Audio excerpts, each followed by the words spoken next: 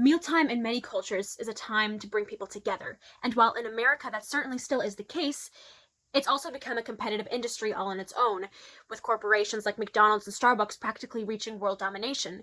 They have built billion-dollar brands through effective marketing, color schemes, and, of course, delectable food. But the question is, why does junk food have such a hold on us? So let's start from the first signals of hunger. When the stomach is empty, ghrelin is released.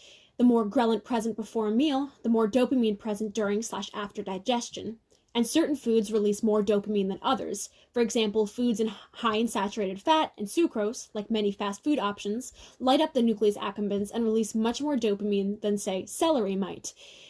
This phenomenon stems from the primitive days when our ancestors were just focused on surviving, so finding foods with high fat and sugar content, aka those that are calorie dense, was crucial. Also, the more sugar in a food, the less likely it was to be poisonous.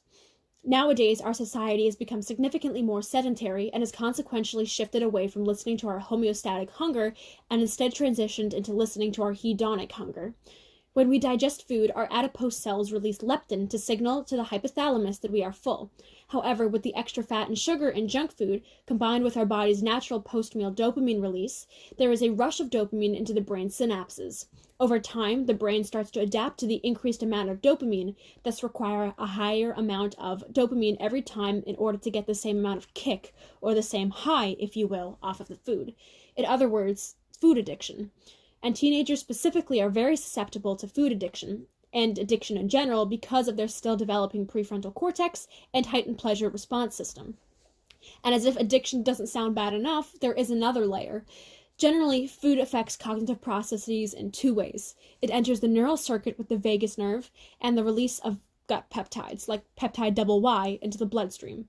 So long-term stimulation of the vagus nerve from food with high levels of nutrients have been shown to ease symptoms of depression over time because of the increase in the fibroblast growth factor 2 in the hippocampus and cerebral cortex and the noradrenaline in the prefrontal cortex. So, a lack of consumption of the proper nutrients that a diet consisting of predominantly junk food can bring can be said to produce the opposite of these effects. Another study found that mice with a diet high in unhealthy fat have significantly less reelin in their prefrontal cortexes.